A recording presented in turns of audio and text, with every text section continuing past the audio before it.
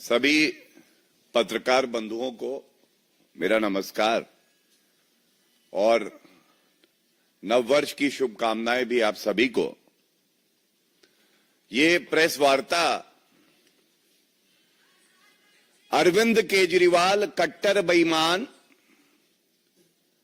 अब कैसे ढोंगी और फरेबी भी बन गए हैं, कुछ प्रमुख बिंदु आपके समक्ष रखते हुए मैं अपनी बात रखना चाहूंगा। और शुरुआत कई पहलू हैं इस प्रेस वार्ता के। सबसे पहले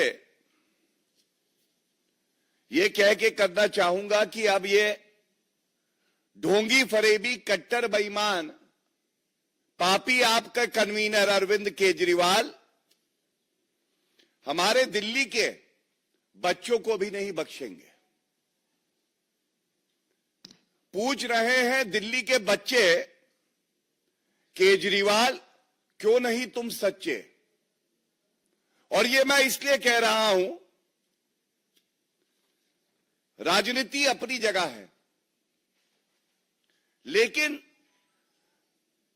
दिल्ली के बच्चों को ओछी घटिया गंदी राजनीति करते हुए उनका इस्तेमाल करना कोई अगर सीखे तो अरविंद केजरीवाल और मुख्यमंत्री आतिशी मारलेना से।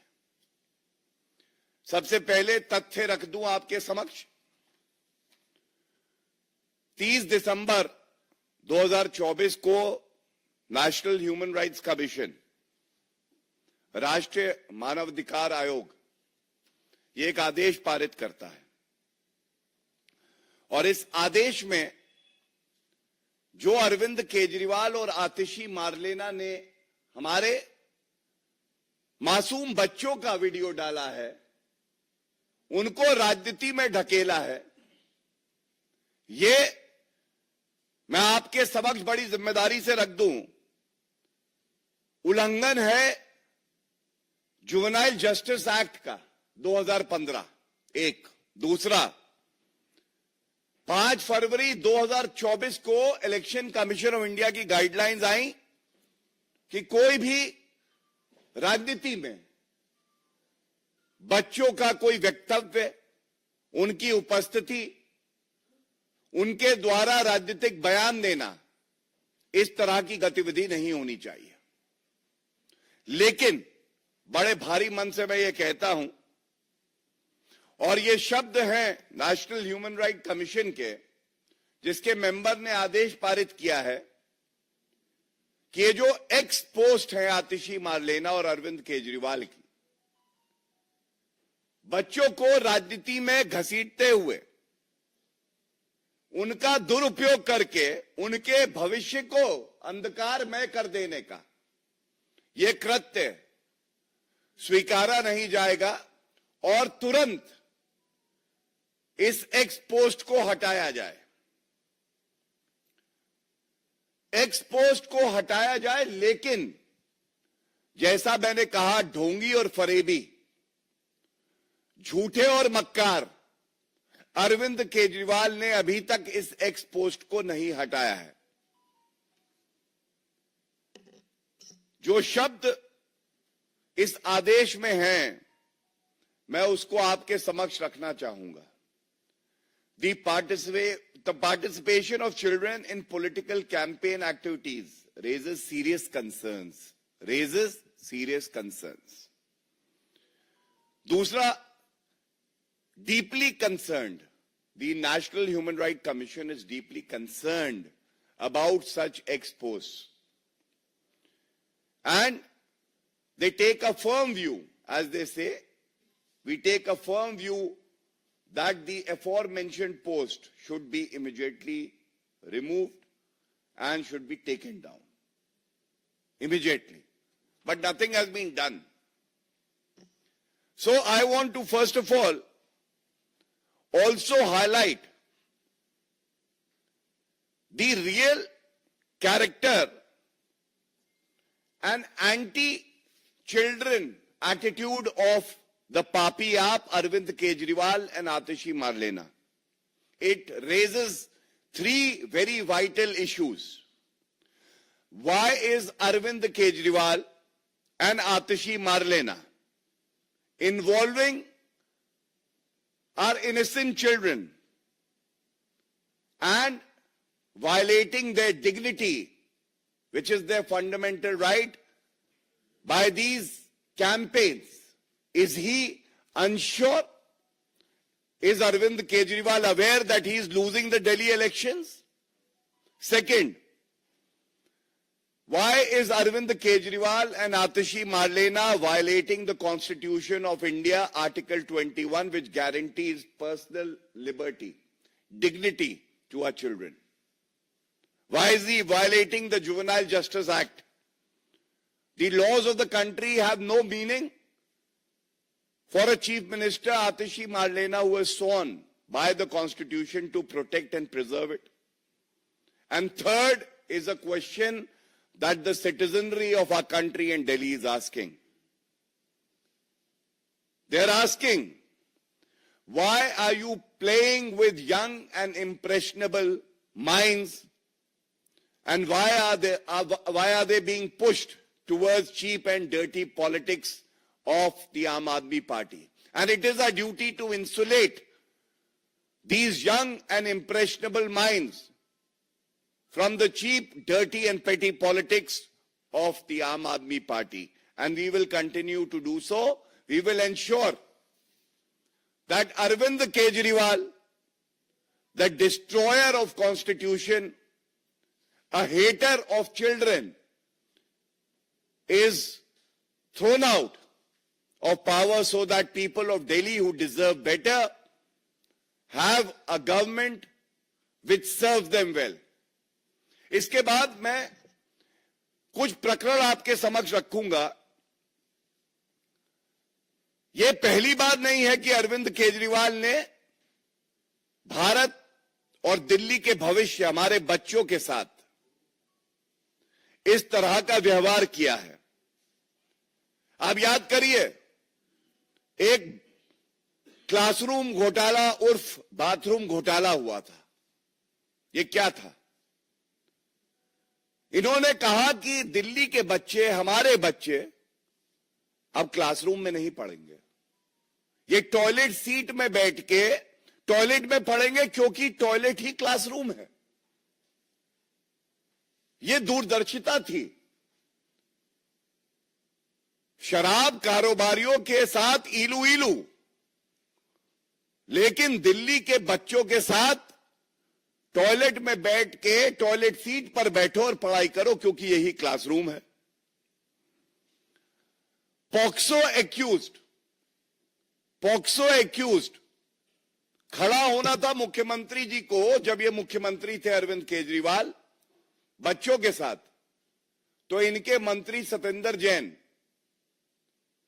द रेपिस्ट को थेरेपिस्ट बनाए हुए थे. मसाज ले रहे थे जेल की सलाखों के पीछे.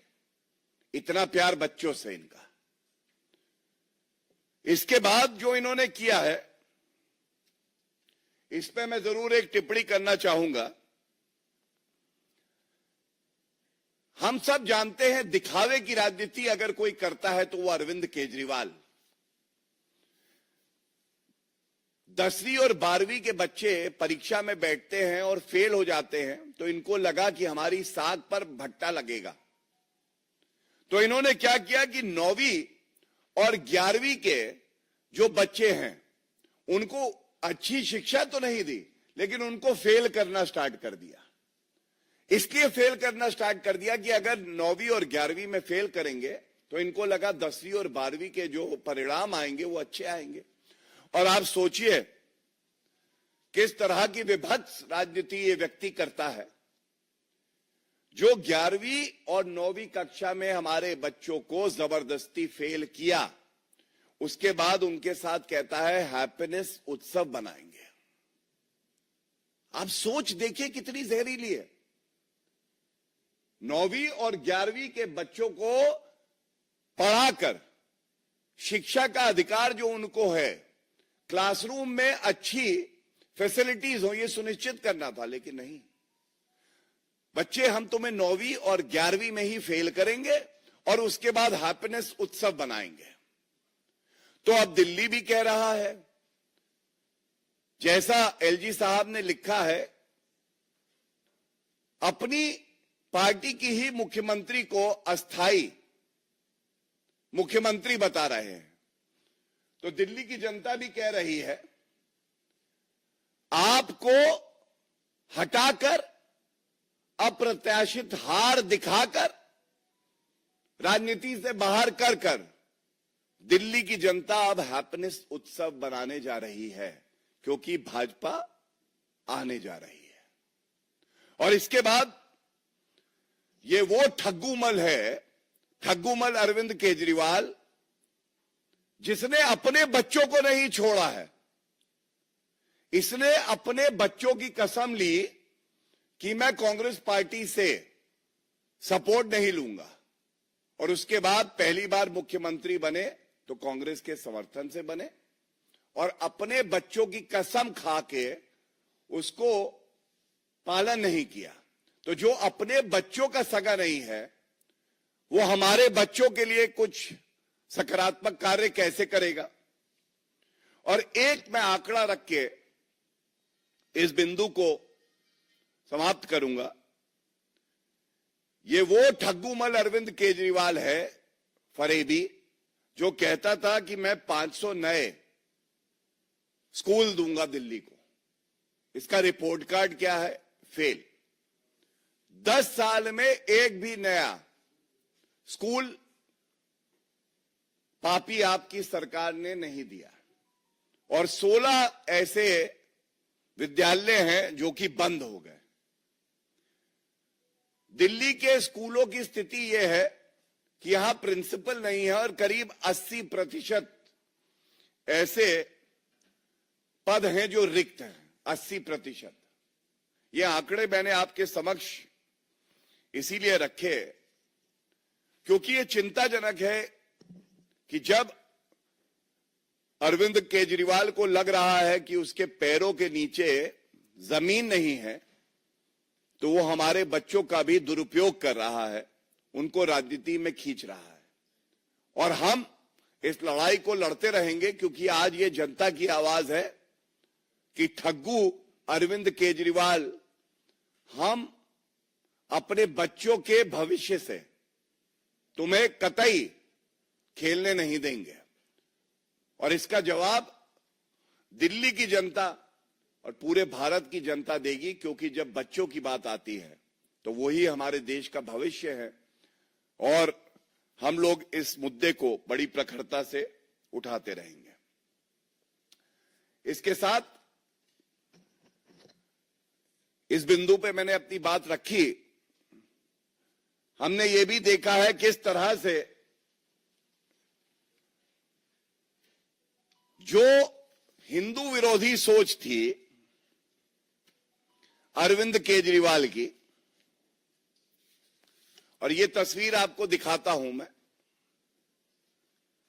ये तस्वीर देखिए, मौलाना अरविंद केजरीवाल, ऐसा कोई सगा नहीं जिसे अरविंद केजरीवाल ने ठगा नहीं।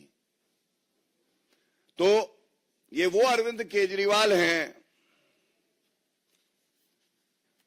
जो हमारे लिए जो पवित्र स्वास्तिक चिन्ह है, और झाड़ू इनका चुनाव चिन्ह है, तो झाड़ू स्वास्तिक को मारा जा रहा है।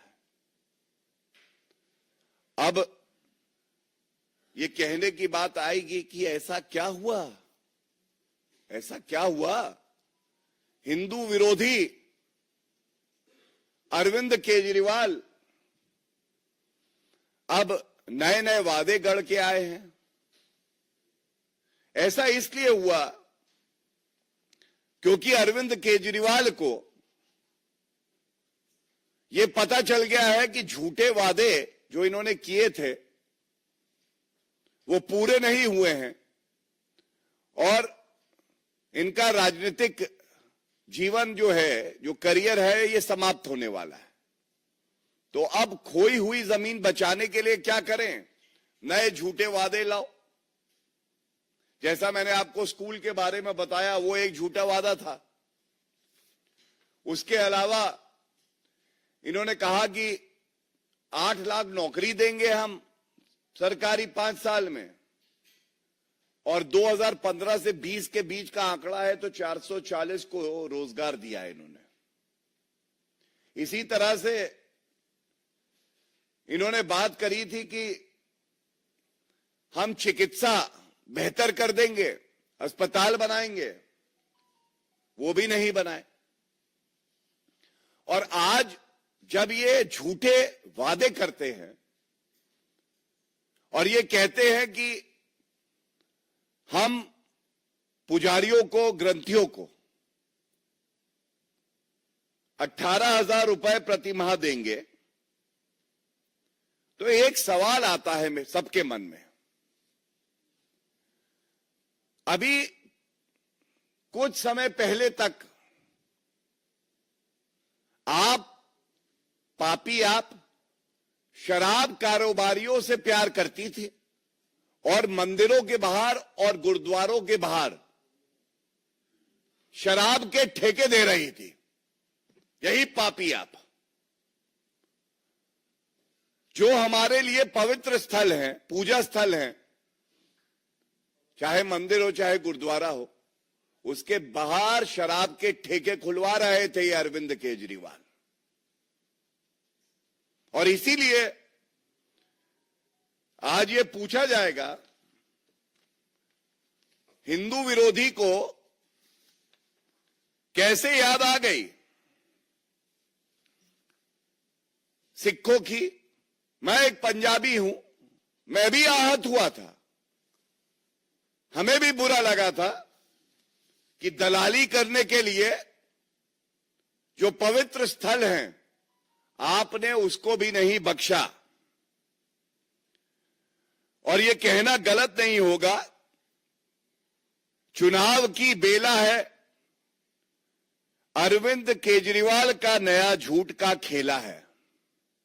चुनाव की बेला है, अरविंद केजरीवाल का नया झूठ का खेला है, और जनता ऐसा जवाब देगी कि ये भूलेंगे नहीं, क्योंकि जो अभी तक तुष्टीकरण की राजनीति करते थे, जो मौलवियों को कहते थे कि हम 18,000 रुपए प्रति माह देंगे, उनको भी ठग लिया और 17 माह से जो 18,000 रुपए प्रति माह देने थे वो नहीं दिए। तो ये जो ठग्गू मल अरविंद केजरीवाल हैं, झूठे, फरेबी, मक्कार। मैं देख रहा था इनका एक आज ट्वीट आया है, कह रहे हैं कि हम अच्छा काम कर रहे हैं। आपका रिपोर्ट कार्ड रखने का समय आया है अरविंद केजरीवाल जी, और आपने कितने वादे किए और कितने पूरे किए, ये सवाल हम पूछेंगे। 500 नए स्कूल बनाने थे, नहीं बनाए। 20 नए कॉलेज बनाने थे, नहीं बनाए। 15 लाख सीसीटीवी बनने थे, लगने थे, नहीं लगे। 5,000 नई डीटीसी बसें आनी थी, नहीं आई। 8 लाख नौकरियां देंगे, नहीं किया। 2 लाख शौचालय होने थे, नहीं किया। पूरे दिल्ली में वाईफाई होगा, नहीं हुआ। 1000 मोहल्ला क्लिनिक बनाएंगे। मोहल्ला क्लिनिक की क्या हालत है हम सबको पता है। यमुना साफ कर देंगे, खुद मानते हैं कि यमुना साफ नहीं कर पाए। और इसीलिए यह कहना गलत नहीं होगा, भारतीय राजनीति में अरविंद केजरीवाल से ज्यादा झूठा, फरेबी, मक्कार नेता आज तक नहीं आया है। और जब अब समय आया है कि जनता के समक्ष अपना रिपोर्ट कार्ड रखे, बताएं बिंदुवार तरीके से कि कौन कौन से वादे पूरे किए, तो ये पुराने वादों की बात नहीं करते हैं। नए जुमले, नए धोखे, नया फरेब लेके आते हैं। और इसीलिए ये चिंताजनक है, यह आवश्यक है कि जनता इनको करारा जवाब देके इनको दिखाए कि झूठ बोलने वालों का भारत की राजनीति में क्या हश्र होता है। बहुत बहुत धन्यवाद। यस,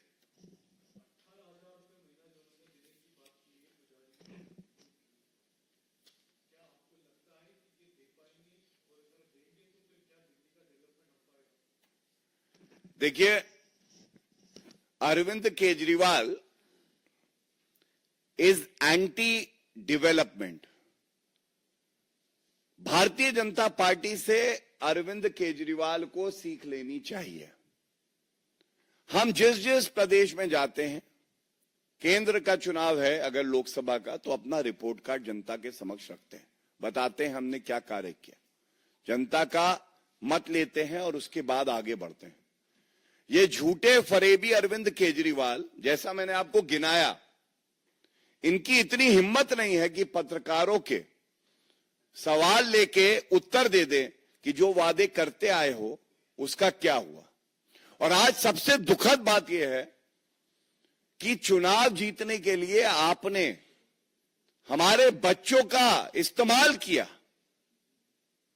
वो बच्चे जिनको आपको शिक्षा देनी थी, आप उनका इस्तेमाल कर रहे हो। यह सवाल क्यों नहीं पूछा जाएगा अरविंद केजरीवाल जी से? क्या हुआ आपके वादों का? क्या हुआ जो आपने घोटाले करे? आपने कहा था भ्रष्टाचार के खिलाफ लड़ाई लड़ेंगे। आज सबसे बड़ा भ्रष्टाचारी, कट्टर बेईमान अगर कोई है तो वो अरविंद केजरीवाल है, जो जेल की सलाखों के पीछे 5 महीने रह के आया है।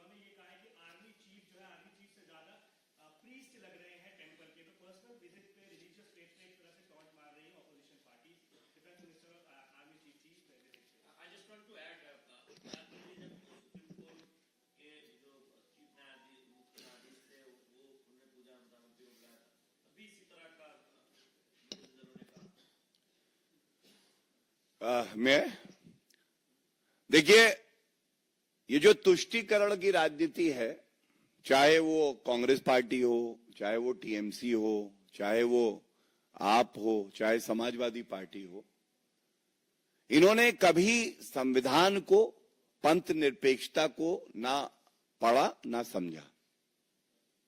अगर इफ्तार पार्टी हो, 5,000 रुपए की चांदी की थाली में खाना परोसा जाए और वो यूपीए सरकार करे तो वो सेक्युलरिज्म है।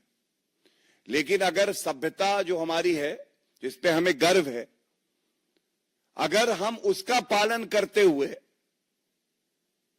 राफेल आया और पूजन किया गया, इससे ज्यादा पवित्र क्या हो सकता है? अगर चाहे प्रधानमंत्री हो, रक्षा मंत्री हो, अपने धर्म का पालन करता है जिससे किसी को ठेस नहीं पहुंचती है, तो ये तुष्टीकरण करने वाली पार्टियां जो है, इनको दर्द होता है। लेकिन मैं इतना ही कहूंगा, मुझे वो सारे तंज याद हैं, मंदिर वहीं बनाएंगे, तारीख नहीं बताएंगे, और फिर मंदिर वहीं बनाया है, तारीख भी बताया है, तुमको भी बुलाया है और तुम नहीं आए क्योंकि तुम्हारे भाग्य में नहीं है, क्योंकि तुम पापी हो, हिंदुओं से नफरत करते हो। और ये कांटा अगर इनको चुभता है तो ये चुभना भी चाहिए, क्योंकि पंथ निरपेक्षता का मतलब ये नहीं होता है कि हिंदू समाज हो, सिख समाज हो, विभिन्न और जो अल्पसंख्यक हैं वो अपने धर्म का पालन नहीं कर सकते हैं। आप संविधान के अनुसार कार्य भी कर सकते हैं और साथ में अपने धर्म का पालन भी कर सकते हैं, इसमें कोई विरोधाभास नहीं है।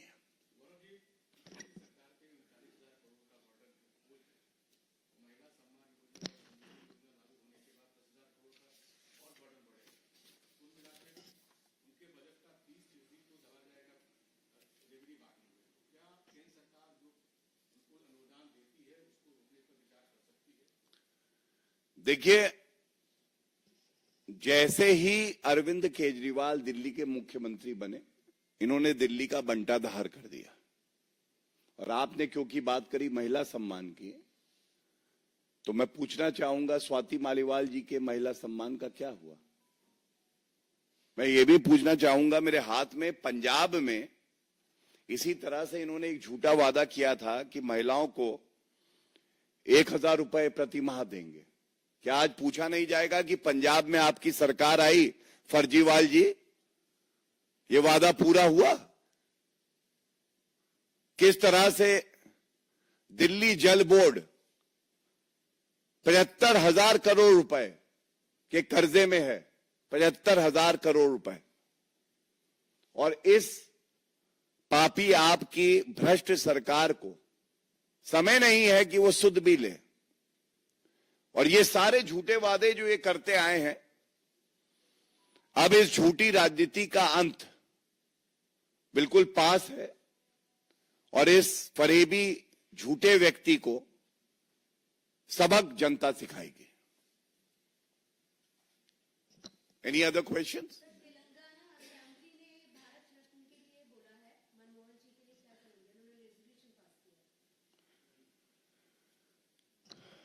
So we have the deepest of respect for late Manmohan Singh ji, and I must say that there is a lot of politics that has been done by the Congress party, a party which cannot respect its own leaders, be it P.V. Narasimha Rao ji or late Manmohan Singh ji.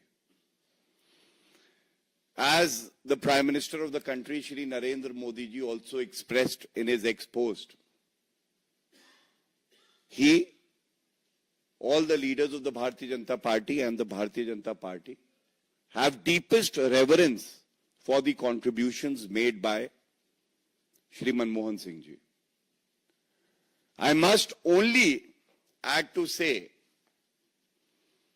that the Congress party, which talks about respect for Shri Manmohan Singh ji, needs to answer the questions that the people of the country are posing to them. Why couldn't the Congress respect its own leader, former Prime Minister Narasimha Rao ji? He was not even allowed the cremation he deserved, and his family was forced to have the cremation at his native place. They have disrespected Dr. B.R. Ambedkar Sahab. He wasn't conferred a Bharat Ratna till 1990, which was also conferred upon him by the BJP-supported government. Even for Sardar Patel ji, who we revere, was not conferred the Bharat Ratna till 1991, whereas Jawaharlal Nehru conferred upon himself the Bharat Ratna. Indira Gandhi ji also conferred upon herself the Bharat Ratna. Rajiv Gandhi ji, after his death, was conferred Bharat Ratna within a period of few months. This clearly reveals the sick mindset of the Congress party, which cannot respect the sons and daughters of this soil if they are outside the Gandhi Parivar.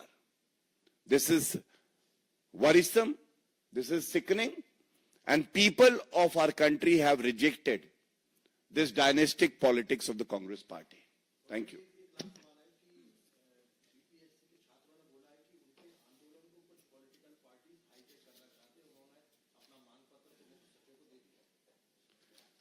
देखिए, मैं इतना ही कहूंगा कि भारतीय Janata party की सरकार, NDA की सरकार हमेशा छात्रों का हित चाहती है, बातचीत चल रही है और सकारात्मक कदम उठाते हुए ये सुनिश्चित किया जाएगा कि सभी छात्रों का भविष्य उज्जवल हो और उनके हित में सारे फैसले किए जाएंगे। बहुत बहुत धन्यवाद। Thank you.